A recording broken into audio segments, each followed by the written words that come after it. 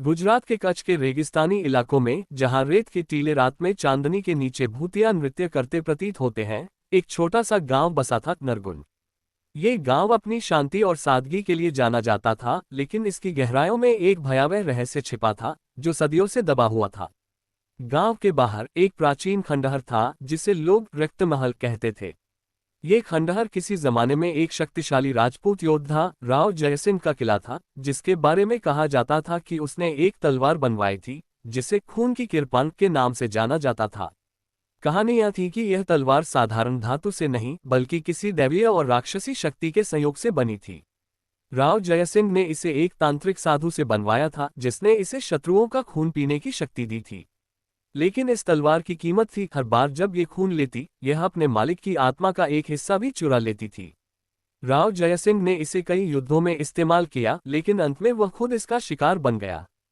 कहते हैं, एक रात वह खंडहर में गायब हो गया और तलवार भी उसके साथ लुप्त हो गई। गांव वाले इस खंडहर से दूर रहते थे। रात में वहां से चीखें सुनाई देती थीं, और कभी कभी रेत पर खून के धब्बे दिखाई देते थे, जो सुबह तक गायब हो जाते।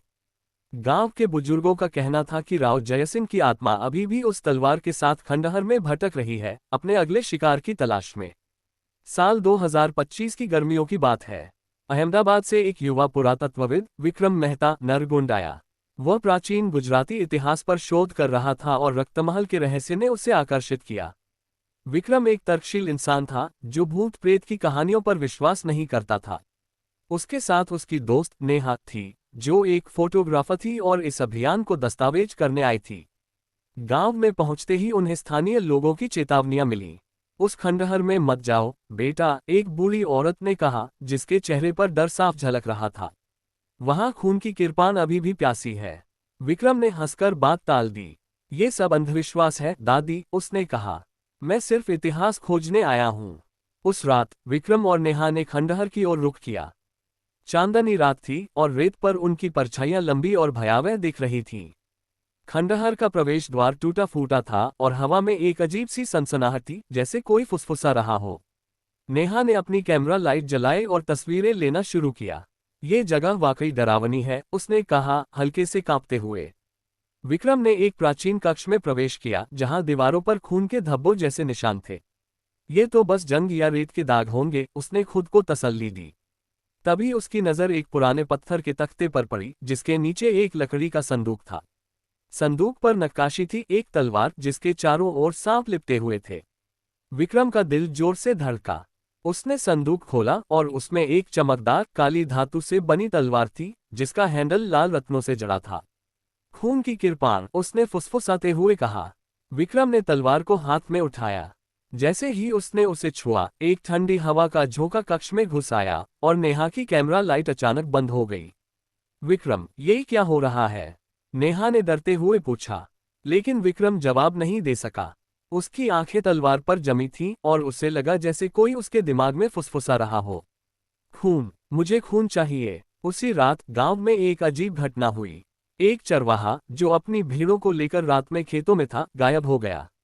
सुबह उसका शव खंडहर के पास मिला, जिसके गले पर गहरे घाव थे, जैसे किसी ने उसे किसी धारदार हथियार से काटा हो।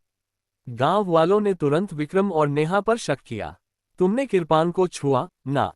एक बुजुर्ग ने गुस्से में पूछा। अब ये अभिशाप जाग चुका है। विक्रम ने इन बातों को नजरअंदाज करने की कोशिश की, लेकिन उस रात उसे सपने में राव जयसिंह दिखा। उसकी आंखें लाल थीं और वह तलवार लिए हुए था। तूने मुझे जगाया, उसने कहा। अब तू मेरा सेवक है। खून ला, नहीं तो तेरा खून ले लूंगा। विक्रम की नींद डर से टूट गई। उसने देखा कि तलवार, जो उसने संदूक में वापस रख दी थी, अब उसके बिस्तर के पास थी।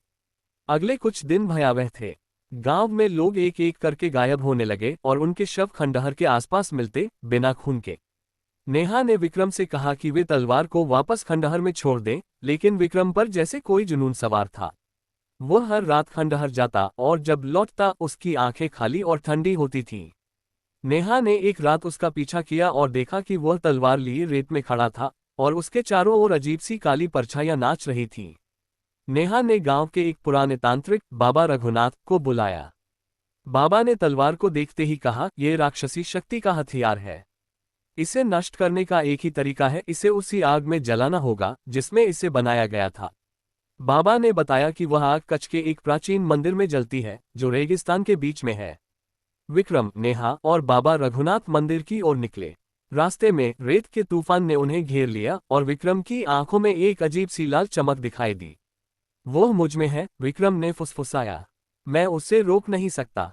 बाबा ने मंत्र पढ़ना शुरू किया और तलवार विक्रम के हाथ से छटपटाने लगी जैसे वह जीवित हो। मंदिर पहुंचते ही बाबा ने एक हवन कुंड में आग जलाई। विक्रम ने तलवार को आग में फेंकने की कोशिश की, लेकिन तलवार ने हवा में तैरते हुए उस पर हमला किया। नेहा ने हिम्मत जुटाकर तलवार को पकड़ा और उसे आग में डाल दिया। एक जोरदार चीख गूंजी और खंडहर से काली परछाइयां निकलकर आग में समा गईं। विक्रम बेहोश हो गया। जब वह होश में आया, तलवार गायब थी और खंडहर शांत था। गांव वालों ने राहत की सांस ली, लेकिन विक्रम की आंखों में अभी भी एक अजीब सी खामोशी थी। नेहा को डर था कि शायद अभिशाप पूरी तरह खत्म नहीं हुआ था। कुछ महीनों बाद विक्रम और नेहा शहर लौट गए, लेकिन रात में जब चांदनी रेत पर पड़ती थी, नरगुंड के लोग कहते थे कि वे अभी भी खंडहर से फुसफुसाहट सुनते हैं। शायद खून की किरपान वाकई नष्ट हो गई थी, या शायद नहीं।